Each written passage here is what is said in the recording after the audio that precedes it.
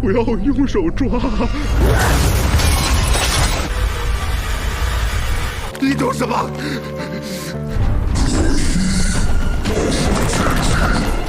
Film diawali dengan seorang pak tua yang sedang ketakutan karena kedatangan mayat di rumah duka yang diurusnya. Dia begitu takut karena mayat itu tak kaku dan tak membusuk sama sekali. Dia pun menyalakan lilin di dekat peti mati itu agar tidak padam. Tapi tiba-tiba lilinnya padam kembali dan terlihat peti matinya terbuka dengan sendirinya.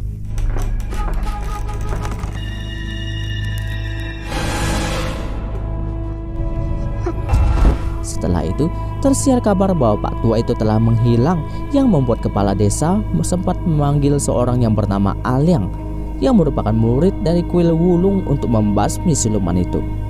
Alyang pun menyuruh membukakan peti matinya, tapi tak terlihat lagi mayat di dalamnya.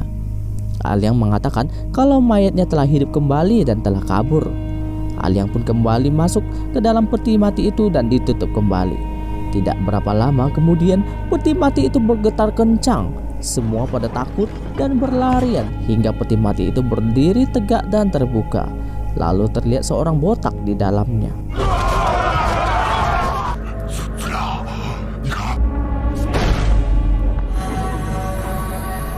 Alyang lalu mengatakan jika sudah tak masalah karena dia sudah mengantarkan arwah siluman itu kembali ke gunung dan dia pastikan desa mereka akan aman selama 100 tahun. Kepala desa itu lantas memberikan sebagian duit kepada Alyang atas bantuannya, tapi Alyang mengatakan jika dia tidak bisa menerimanya.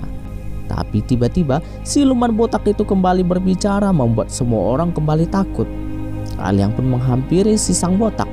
Sang botak itu lantas bertanya kepada Alyang kenapa tak menerima duit itu, padahal dia sudah capek-capek betakin rambutnya demi bisa berpura-pura jadi siluman. Alyang pun menancapkan pedang ke badan si botak, tapi ketahuan bahwa pedang itu palsu yang ada tombolnya, dan ketahuan deh ternyata Alyang dan sang botak bersekongkol membohongi penduduk desa itu. Anjay.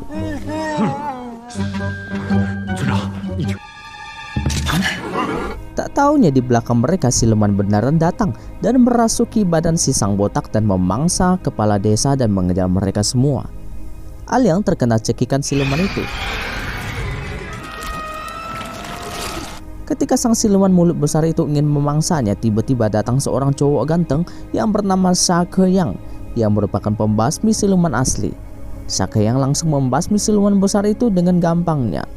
Melihat kehebatannya itu, orang-orang pada takjub dan mengakui jika Shakeyang adalah pembasmi siluman yang asli. Alyang yang seorang penipu itu pun hanya bisa lesu karena gagal maning bosku. Besoknya Alyang bertemu dengan gurunya yang bernama Chang Mei dan mengutarakan niatnya untuk menjadi seorang pembasmi siluman. Tiba-tiba Shakeyang juga datang menemui gurunya Alyang untuk meminjam pedang penakluk siluman dari perguruan Wulung.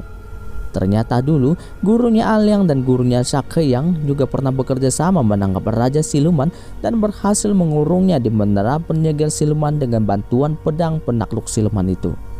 Karena menara penyegel siluman sudah mulai goyah, maka gurunya mengutus Shakeyang datang untuk meminjam pedang penakluk siluman karena menara penyegel siluman itu sudah mulai tak kuat menahan raja siluman itu. Alyang pun bersama-sama Shakeyang membawa pedang penakluk siluman itu menuju menara penyegel siluman. Alyang heran kenapa pedangnya itu bisa sependek itu dan malahan lebih panjang barangnya daripada pedang itu. Shakeyang tanpa basa-basi kemudian merebut pedang itu dari tangannya Alyang dan menyuruhnya kembali ke perguruannya. Tapi Alyang juga berhasil merebut giok dari Shakeyang sehingga mau tak mau Shakeyang mengembalikan pedang itu kepadanya. Scene berpindah di mana terlihat dua orang yang bernama Qianglong dan Fu Hu sedang mencari seseorang. Tiba-tiba lewat yang katanya gadis berbaju merah yang membuat semua orang pada kabur. Ketika melewati sana, Shakeyang menyuruh agar Alyang menahan napasnya.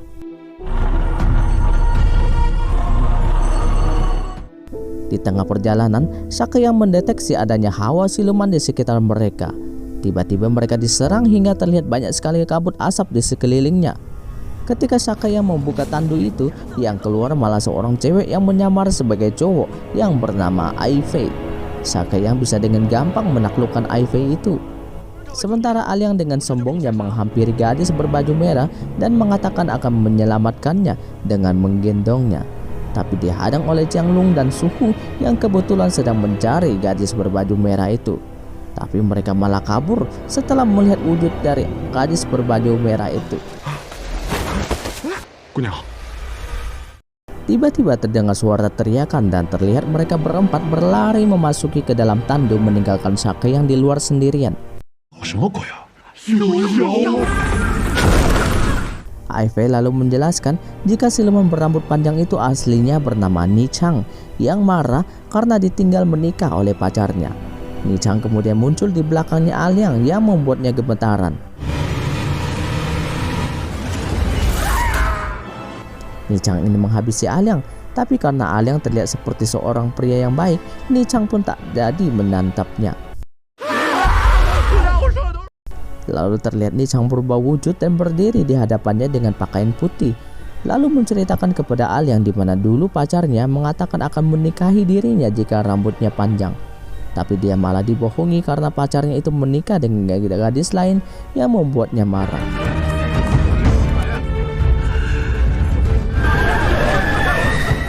Setelah menceritakan kisah masa lalunya, sekarang Ni Chang malah menyukai Aliang dan bertanya apakah Aliang menyukainya juga. Saat Ni Chang pengen bertukar liur, Aliang malah ditarik oleh Sakeyang. Kampret, gangguan orang saja.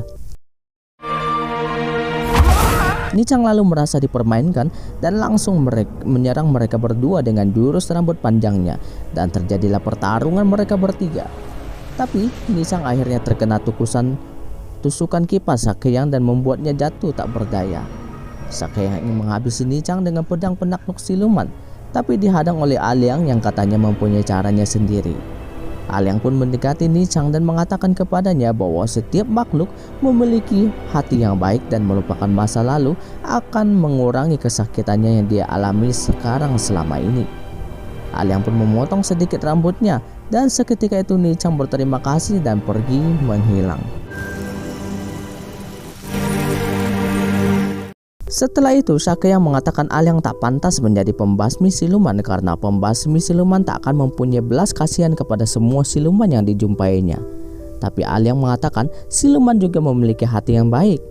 Mendengar mereka mau pergi ke menara pengurung siluman, Aifei juga berencana mengikuti mereka ke sana.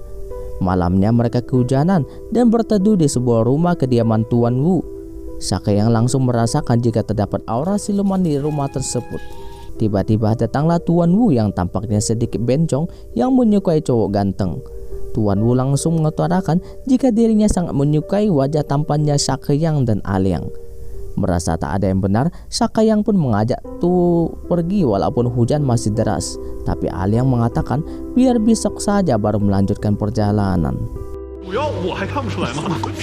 Aifei yang merasa dirinya cantik itu pun tampak menyukai cowok tampan seperti Sakeyang.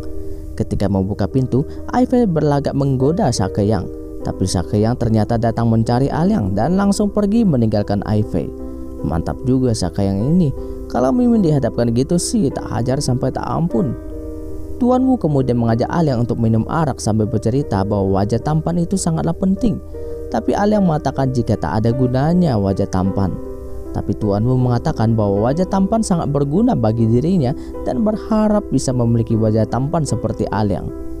Karena telah meminum arak yang diberi racun oleh Tuan Wu, maka Aliang pun terjatuh dan lemah. Tuan Wu lantas mengatakan jika dia akan memotong wajah tampannya Aliang dan memakai di wajahnya. Lalu tampak Tuan Wu pun berubah ke wujud siluman di mana kepalanya bisa berputar-berputar. Untung di saat itu Sakeyang datang dan langsung memutuskan kepalanya Tuan Wu. Tapi kepala Tuan Wu malah bergerak dan langsung menangkap mereka berdua dan diikat untuk memotong wajah mereka berdua.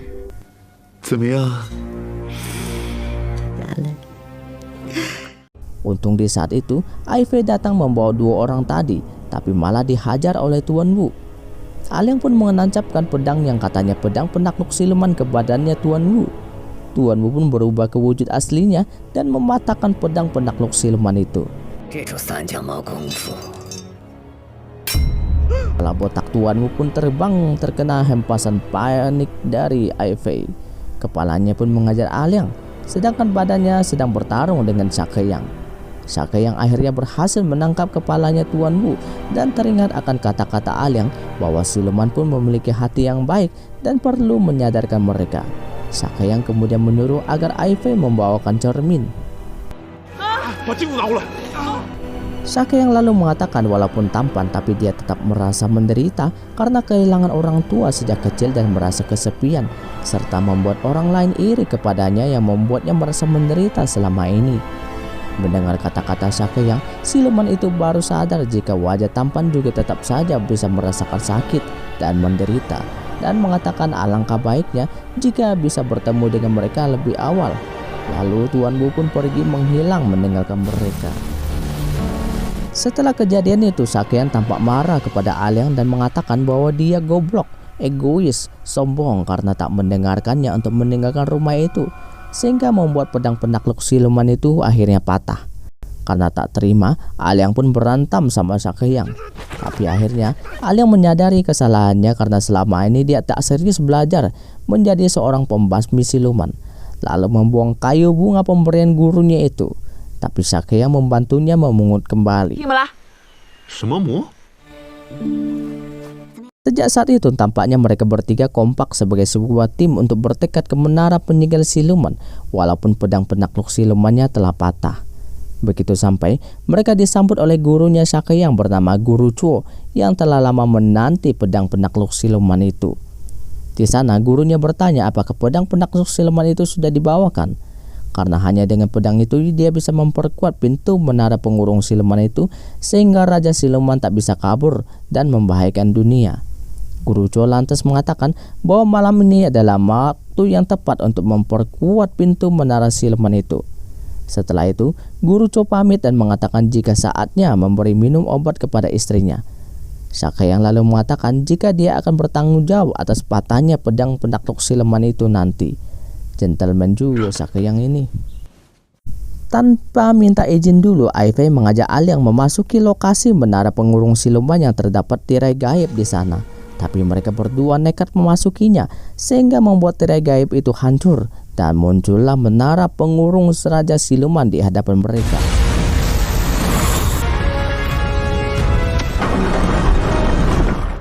Dikala Sakeyang memberitahu gurunya jika pedang itu telah patah, tiba-tiba Sakeyang bergetar karena aura Raja Siluman itu.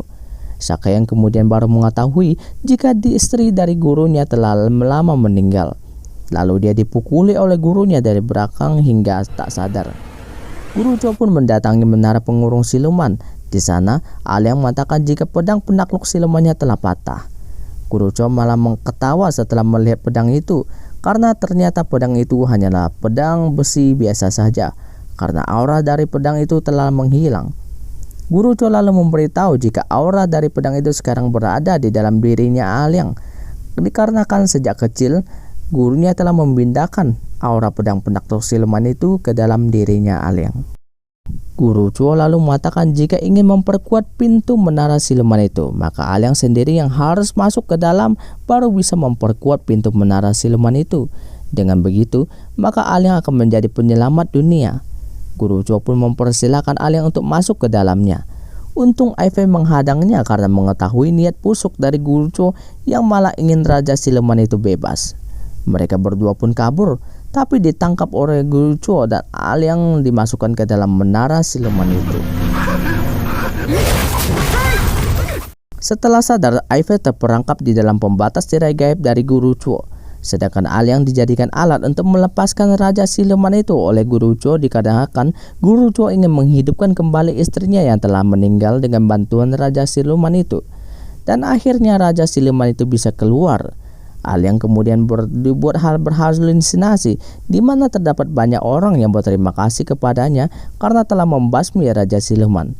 Tiba-tiba Guru Chuo dihadang oleh Sakeyang dan teman-temannya dari belakang.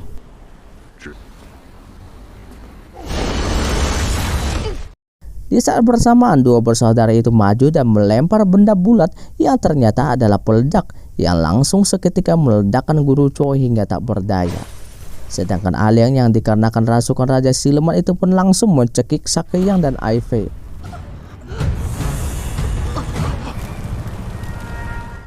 Namun tiba-tiba Aliang melihat bunga kayu yang diberikan gurunya itu dan langsung sadar bahwa dia sedang dipengaruhi oleh Raja Siluman. Raja Siluman itu pun menggunakan batu untuk menyerang mereka bertiga. Tapi di balik batu, aura Aliang menyala seperti sebuah pedang dan langsung menyerang Raja Siluman itu. Tapi Raja Siluman batu itu masih terlalu kuat. Aliang lantas mengingat kata-kata gurunya, akal ada cahaya dalam hati. Bahkan bunga kayu itu pun bisa menjadikan senjata penakluk siluman. Akhirnya dengan bantuan kekuatan dari Sakeyang dan Ivy dari belakang, membuat kekuatan mereka bertambah kuat dan menghancurkan sang Raja Siluman. Dan film pun berakhir, bosku, Movie Mania.